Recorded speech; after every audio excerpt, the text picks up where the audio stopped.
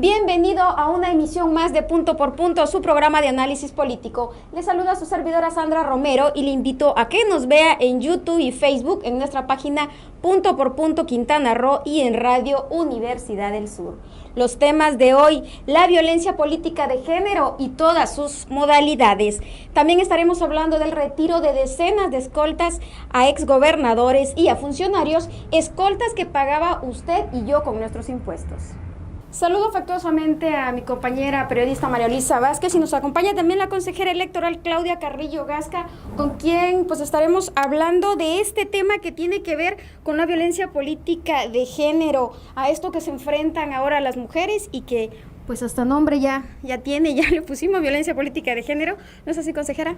Así es, derivado de la propuesta y del protocolo de marzo del 2016, en donde instituciones como el Instituto Nacional Electoral, la Fiscalía Especializada de Protección a Delitos Electorales, la Sala Superior del Tribunal Electoral del Poder Judicial de la Federación y el Instituto Nacional Electoral, pues nace este protocolo. Ahorita estamos en el camino para que, por ejemplo, en el caso federal, las senadoras ya propusieron la reforma a 5 leyes. Entonces está en la Cámara de Diputados y de ahí a la promulgación del Ejecutivo.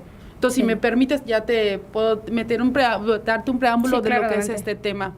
Bueno, pues antes que nada, pues agradecerles la invitación de estar en este foro, en este espacio, para explicarles este problema que es lacerante a la ciudadanía, no solamente a las mujeres, sino también a los hombres, a todo, al electorado, a todos en general, y que tenemos que empezar a cambiar este tema que ha sido hostil para todas nosotras, las mujeres, ¿no? Y pues empezando primero que nada que el tema de desigualdad no solamente es en México, es en todos los países en donde el ámbito privado estaba destinado para las mujeres y en el ámbito público para los hombres, lo que te explicaba hace rato, que es lo que llamábamos androcentrismo, que deriva de hombres y el hombre que significaba el centro de atención del todo, y que el hombre pues se le daba la razón, se le atribuía la autenticidad, se le atribuía el único ser que podía representar. Más sin embargo, en esa época de la Ilustración, a la mujer no se le veía ni siquiera como interlocutora, claro. ni siquiera podía ser representante ni de su casa, a pesar de que a ella se le daba el ámbito de las emociones, el cuidado de la casa, el cuidado de los hijos, inclusive hasta el cuidado del propio marido. ¿Hasta dónde estábamos doblegadas? Entonces empezamos con lo que empezaba el feminismo, que iba en contra de la reivindicación de para alcanzar estos derechos de igualdad. Sin embargo, y concientizar a las mujeres para alcanzarlos. Y hasta 1953, en donde por primera vez la mujer, por promesas de Adolfo Ruiz Cortines en la época de que era candidato, tenemos este derecho de ser partícipes, de ser elegidas, de ocupar cargos de elección pública y principalmente de participar en las decisiones de nuestro país. Sin embargo, este tema todavía seguía siendo de violencia hacia las mujeres, sigue siendo un tabú para alcanzar efectivamente un cargo de elección popular. Y nos comentabas en charla precisamente para que conozca nuestro auditorio, la consejera Claudia Carrillo del Instituto Electoral de Quintana Roo, es presidenta de la Comisión de Igualdad entre Mujeres y Hombres, y has dado unos talleres que tienen que ver con esto, ¿no?, en partidos políticos, para que las mujeres sepan a qué se enfrentan en esta cuestión de violencia política de género. Y en algún momento señalabas cómo se presenta esta cuestión de la violencia, y se da, comentabas también, en todos los partidos políticos, sin distingo, y las mujeres indígenas son las que más lo sufren, como en esta violencia, como en Chiapas, en Oaxaca, y 2 de cada 5 mujeres sufren de esta violencia. Así es importante destacar qué significa la violencia política. Sí. La violencia política significa todos aquellos actos u omisiones que, basadas en elementos de género, o sea, esto solamente es realizado hacia una mujer, tenga como objeto menoscabar o anular el reconocimiento, goce u ejercicio de sus derechos políticos o de sus prerrogativas.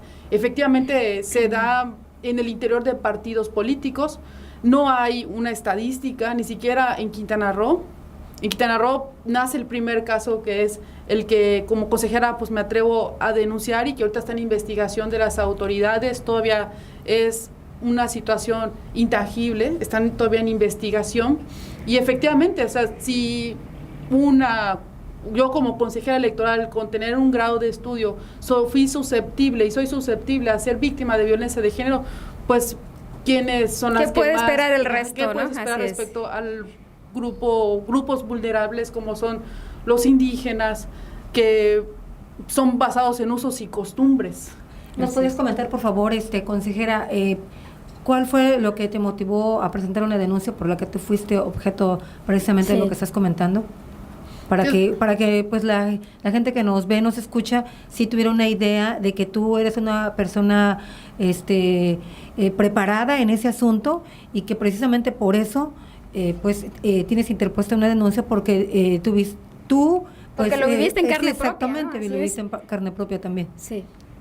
Primero, para que yo denunciara, fue una decisión muy difícil, puesto que no existe una ley que lo regule, solamente existe un protocolo que es el que firman las instituciones en marzo del 2016. Incluso la ley todavía está en camino en la Cámara de Diputados a ser aprobada y después promulgada por el Ejecutivo.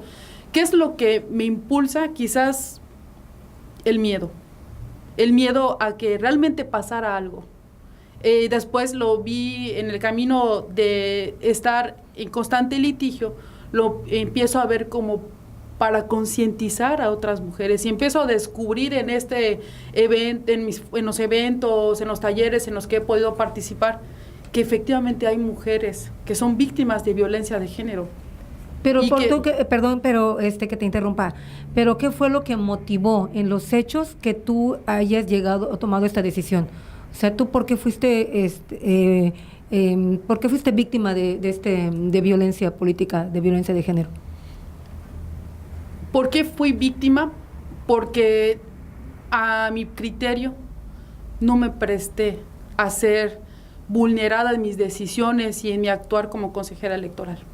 O sea, mi función tiene que ser con imparcialidad, con legalidad, con certeza, con objetividad y en base a todos los elementos que como consejera se me presentan. Entonces, eso es lo que yo no quería hacer. No te dejaste manipular. No me dejé manipular. Ajá. Inducir. No sé cuáles sean las circunstancias de los demás compañeros, pero en lo que respecta a mí, a título personal, yo no me presté a nada de eso. Bien, ahora, esto como dices tú, pues es un tema viejo, pero a la vez nuevo, porque estamos en el proceso de que se está creando un marco jurídico en todo el país, a nivel federal, en los estados, y pues también es una gran oportunidad para hacerle conciencia a las mujeres de la política que no tienen por qué someterse y ser víctimas de este tipo de violencia.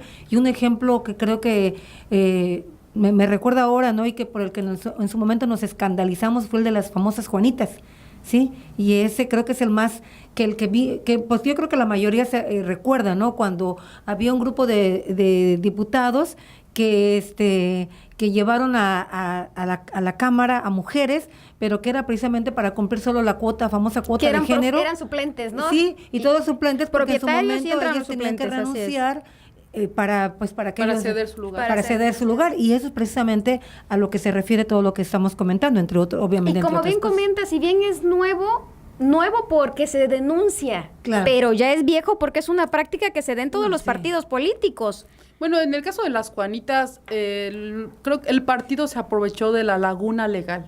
Lo que ahorita, por ejemplo, ya se encuentra bien regulado. Por eso ahorita se pide en el artículo, de hecho está constitucionalmente regulado en el artículo 41 y en el 159 de la ley electoral, de que el propietario tiene que ser, o sea, el suplente tiene que ser del mismo género, precisamente tomando en cuenta ese tema de las Juanitas del 2009.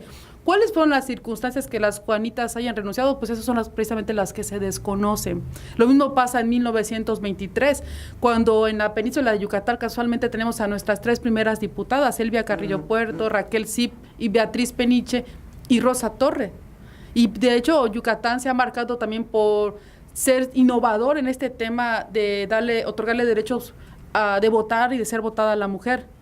Y de pronto al asesinato de Felipe Carrillo Puerto en 1924, ellas tuvieron que renunciar. Y en la historia realmente no se no se dice por qué fue el motivo por el cual renunció, como lo que pasa en las Juanitas. Y derivado de eso es que se está teniendo un marco normativo para garantizar tenemos la igualdad sustantiva. Ahorita lo que tenemos que trabajar es en la paridad efectiva, el que a las mujeres nos reconozca nuestra investidura. Okay. Eso parece que a veces tenemos que estar rogando, ¿no? Ahora está en la ley. Así es. Pues vamos a ir a un primer corte y volvemos con este interesante tema de la violencia política de género.